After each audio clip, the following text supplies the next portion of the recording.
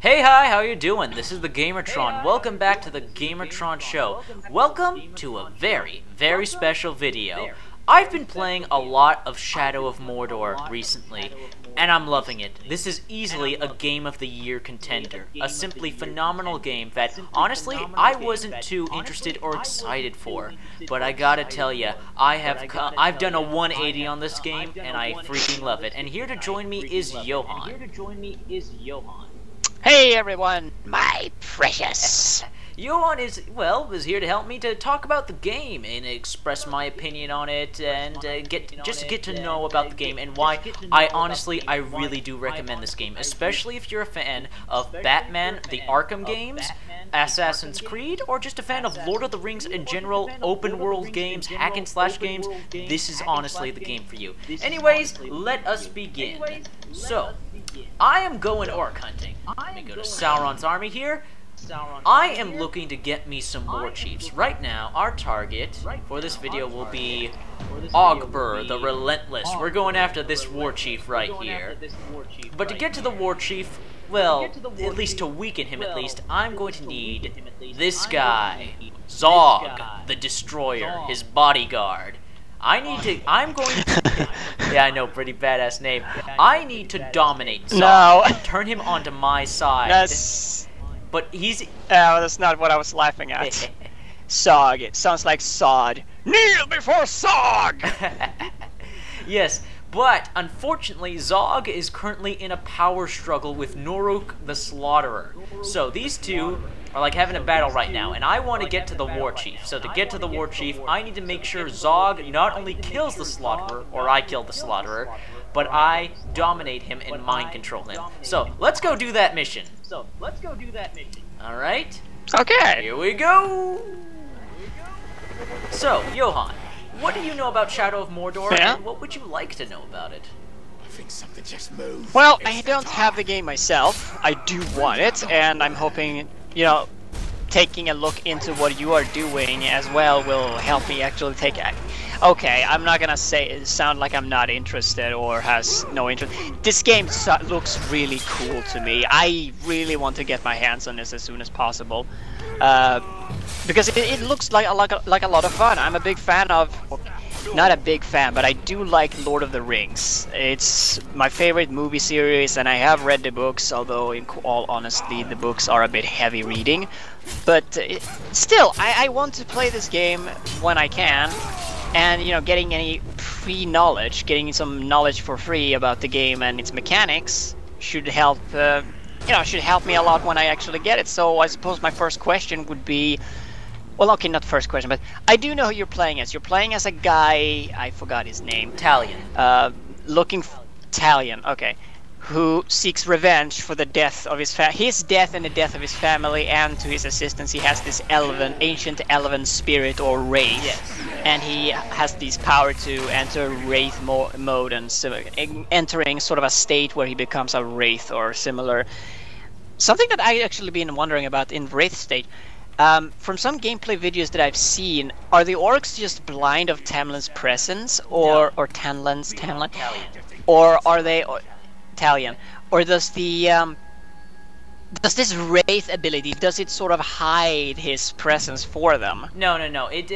Wraith acts like similar to, well, referencing Batman again. To reference Batman Arkham, it's not like detective mode from that. It doesn't make you invisible. It lets you see things much more clearly. It points out enemies, puts them highlighted, highlights objectives, highlights herbs, which are plant. Well, you know what herbs are. Herbs are plants, and you collect herbs to regain health if you have lost health. Basically, Wraith mode is there to just point out where characters are and get a sense of, if you're trying to be stealthy, locate your enemies better, and especially special targets. It doesn't make you invisible. Well, then when I looked at the game, you see, Shadow of Mordor has a stealth system, and it's based on the Uruk sight. Like the Uruks or orcs can't see too far, so stealth can be a bit easy. But it can also be challenging, especially when it comes to certain captains and war chiefs who can only be killed through stealth. Oh. Well, they don't necessarily need to be killed through stealth. Some of them just requires that you kill them through stealth. Alright, now I'm about to Okay. start a duel Now- here between Zog and the Slaughterer. So, let the duel begin. Oh, boy. There are several, like, events in the game, like this duel. Like, these two captains are challenging each other in order to get more powerful. Now, there's Zog, and there's the Slaughterer. I need to kill the Slaughterer, and I need to mind control Zog. So, anyways, please continue, Johan. Well, the Wraith vision, from the small footage that I saw, it reminded me a lot about Eagle vision, in that everything gets slightly distorted and certain things are being highlighted in a certain fashion. And I have played a little of the Arkham games, but I will always think that this looks more like Eagle vision to me, and this includes Italian. Italian. And Italian's parkouring around and such just looks a lot like Ezio's or Altair's movements in... actually, now that speaking about Assassin's Creed and everything, can you climb around on walls, climb towers? Are there any sections where you are required to climb up a large wall or mountainside or something? Well, Johan, you may not believe this, you can climb everything.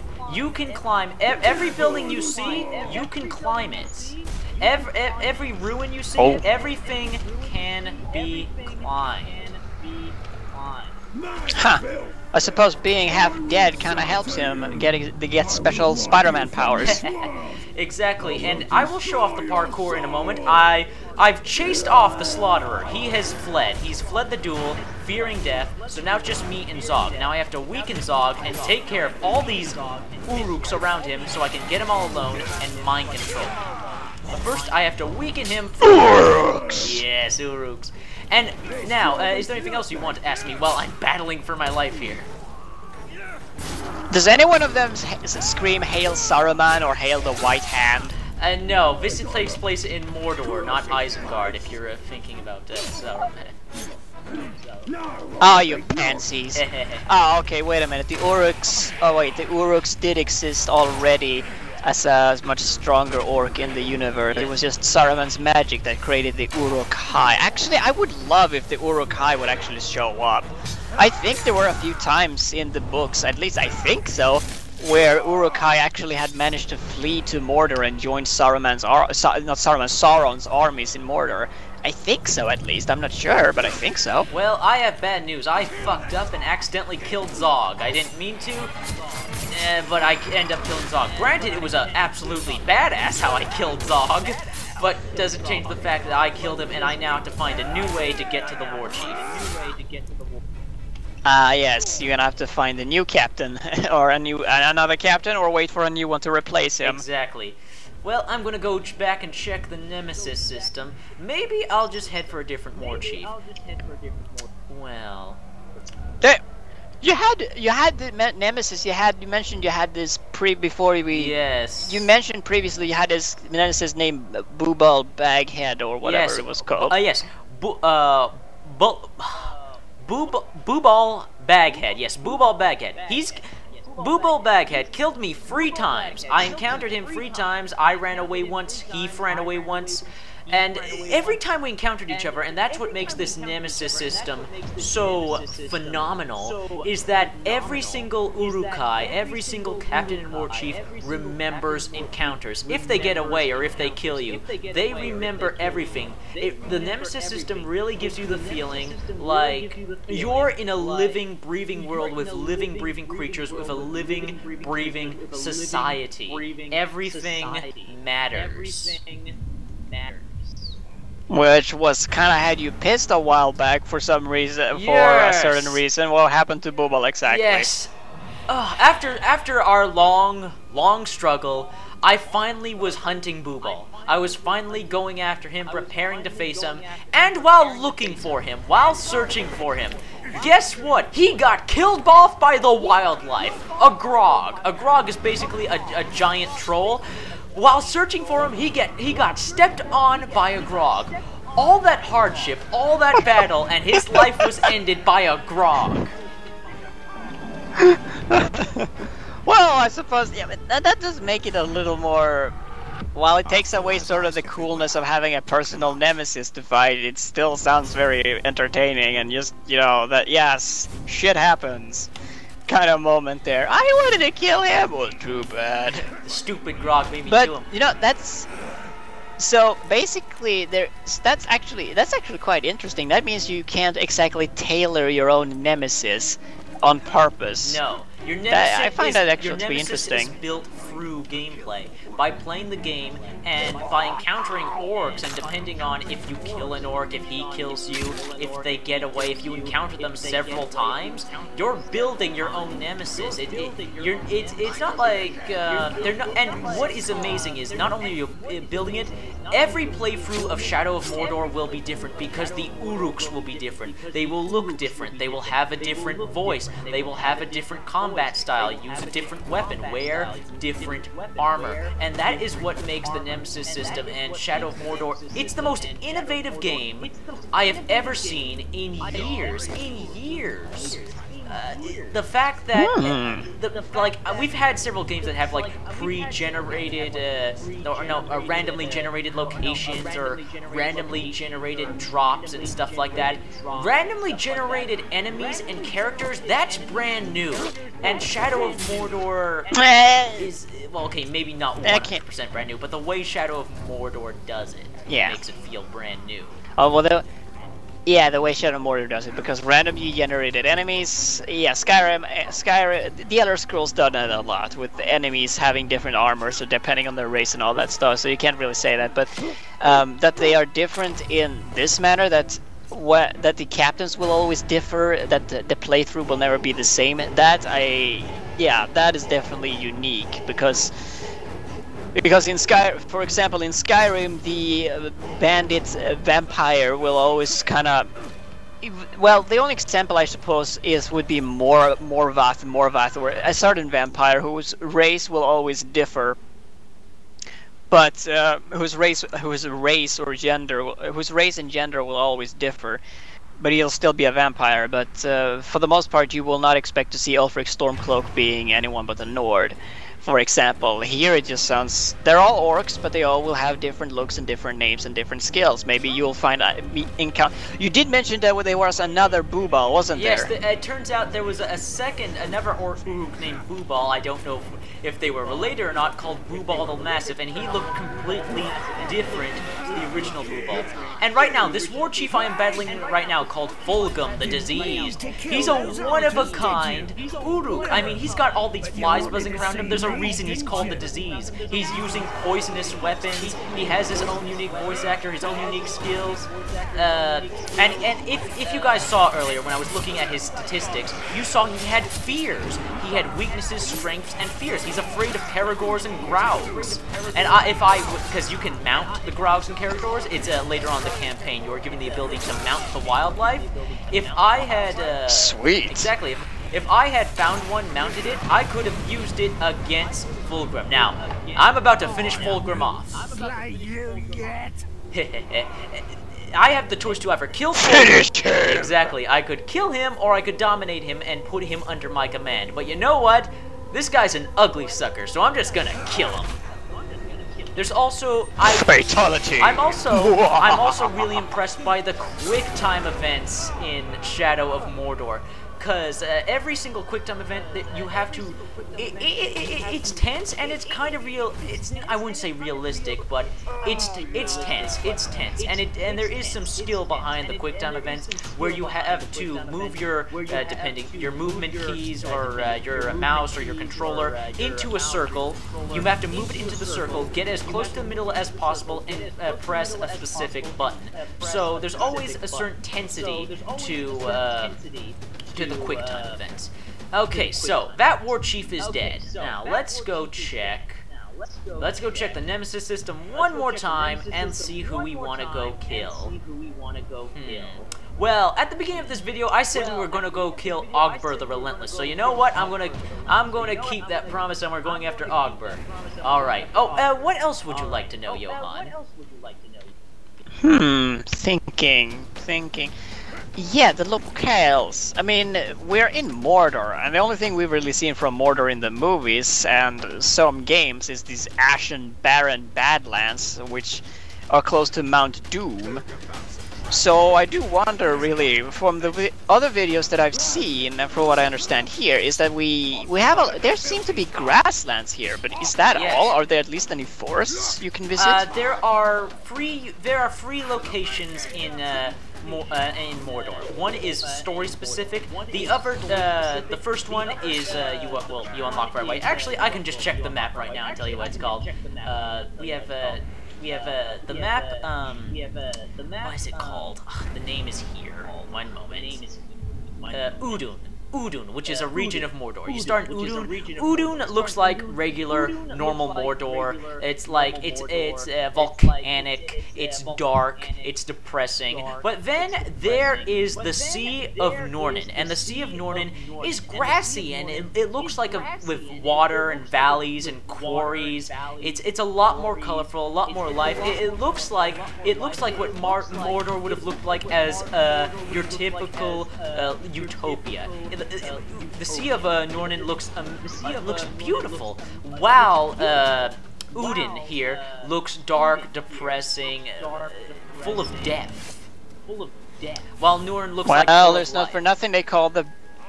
Well, it's not for nothing that Gandalf called the Balrog Flame of Udun. Oh. Because obviously, I guess. Well, he was also Morgoth's Balrog, I suppose. No wait, yeah, the Balrog was apparently belonging to this ancient dark lord named Morgoth, or Morgarth. I do wonder, can you see Mount Doom in the distance in Udun? I've tried, but honestly, so far I have not been able to find it.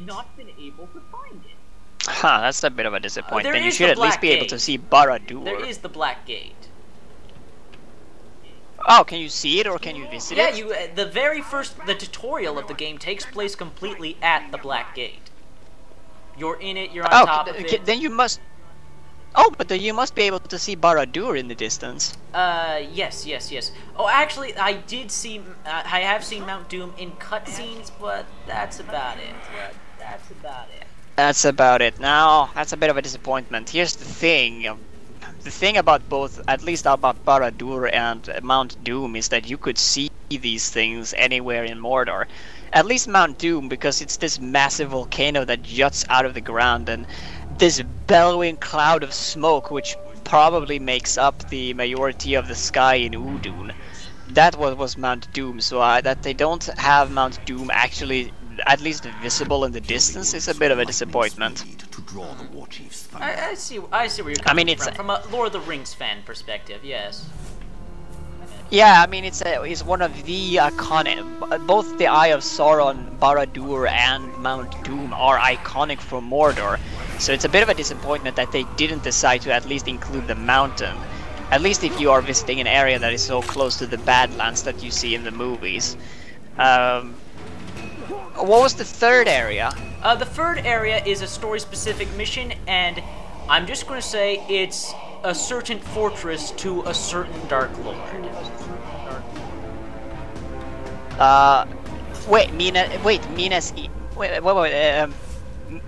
Minas Ithil, I think it was called. No, I'm sorry, I don't quite remember the name. But it looks like I have located the war chief. I'm going to try and stealth kill him. Wait. Oh no, he found me. Well, it's not.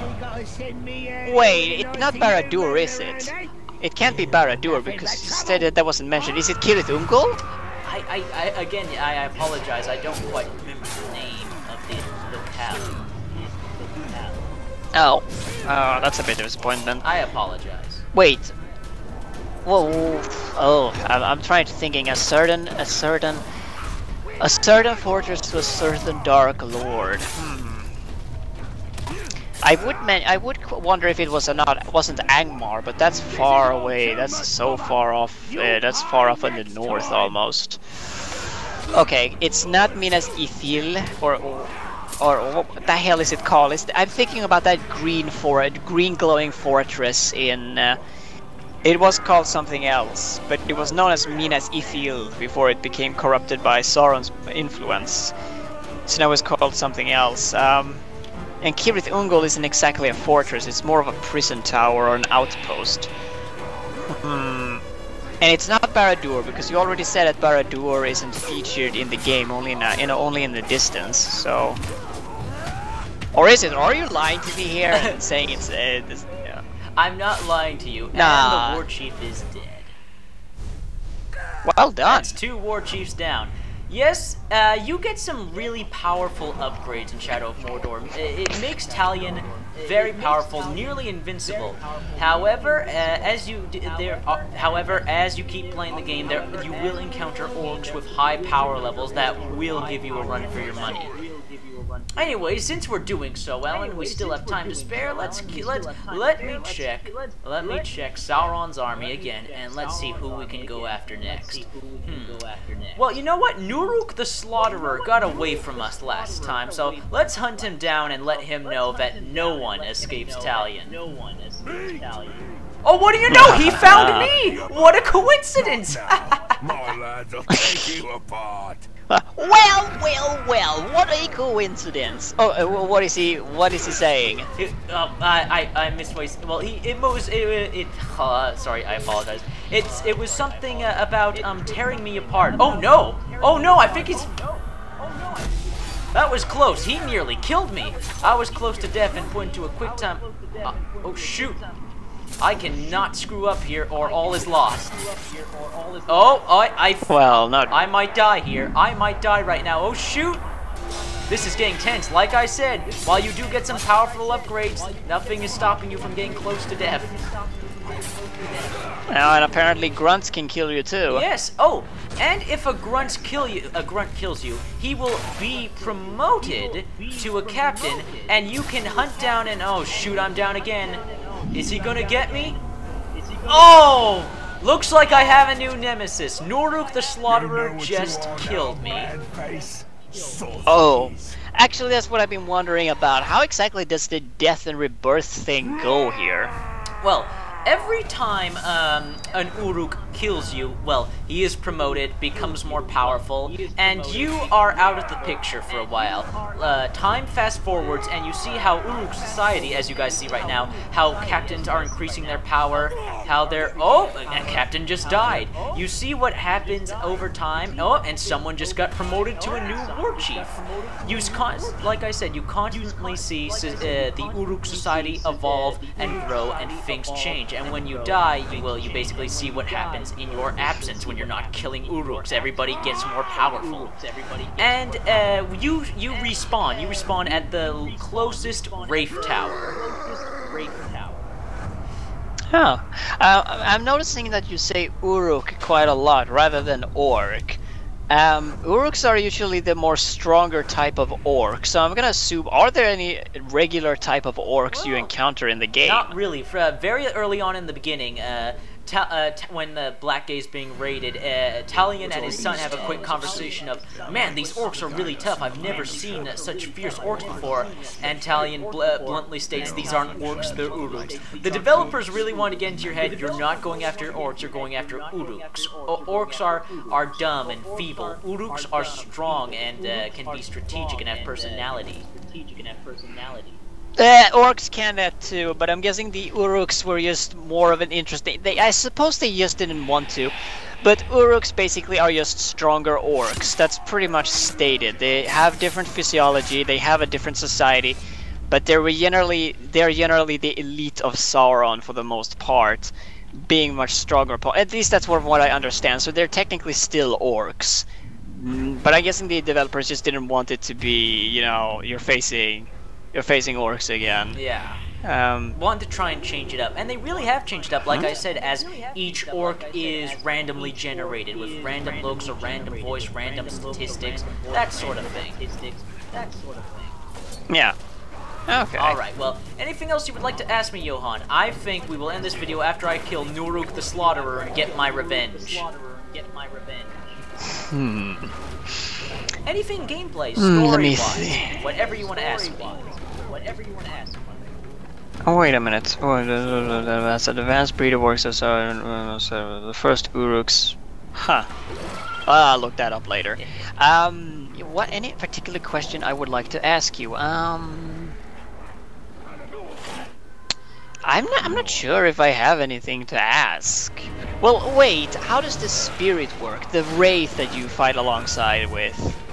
How does the Wraith work? Well, he's the source of all your superpowers and allows you to, well, as people see from what I just showed, recorded here, you have the ability to not only mind control, manipulate orcs, look into their minds, see their thoughts, you can, like, dominate them, mind control them, put them under your control, whether it be creature or orc. And it's time to get my revenge.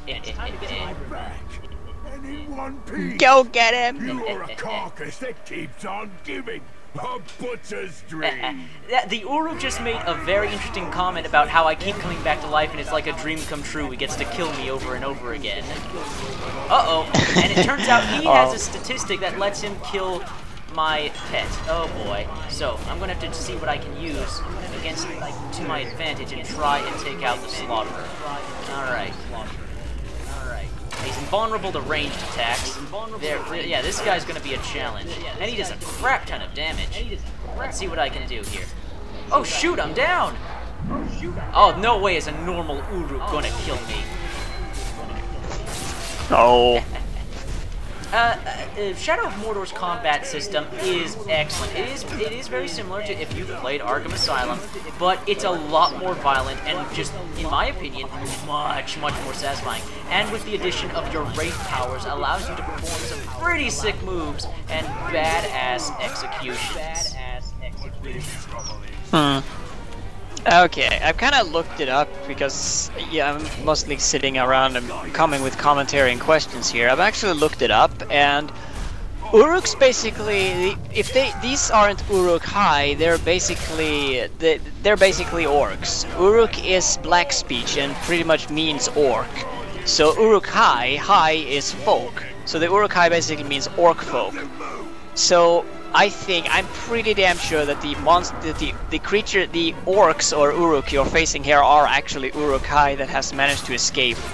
That is either, I'm not sure when this is, but actually, what time era are we in exactly? This is in between The Hobbit and the first Lord of the Rings. This is right after the events of The Hobbit and before the events of the Fellowship of the Ring. Well, I suppose that I was correct in my first assumption then that these Uruks either are a much stronger breed of orcs. They're still orcs. Uruk means orc, so there's no difference, really. They're still orcs. Only this type of orc that the developers have placed in the game are probably a much stronger and smarter breed that Sauron basically drew in over time before he basically replaced them, or maybe just aren't that many of them, and the basic canon fodder were the orcs that we encounter for the most part. It could be that the orcs that we don't see normal orcs, maybe all of them are just gathered in near, are probably gathered around Barad-dûr, and since we're not visiting Barad-dûr, that just leaves the Uruks to hold the fort in the deeper parts of Mordor. I'm just making assumptions here. Well, I was killed again, and by a random Uruk, and as I demonstrated with the Nemesis system, he got promoted and is now a bodyguard of Noruk the Slaughterer, and Noruk the Slaughterer, for once again surviving my attack, has become a war chief, so I gotta try and kill him all over again. Wish me luck, but I think this has been a video. I think you guys have seen enough Uruk killing, and understand the Nemesis system, and understand Shadow of Mordor enough to give it a try. Pick it up, rent it, whatever. The game is worth it. It is a phenomenal game. It's a real surprise, and I have greatly enjoyed my time with it. If you're looking for a game that really makes, well, killing things feel fresh, Shadow of Mordor is the game for you. I hope you guys have enjoyed. Thank you for joining me once again, Johan.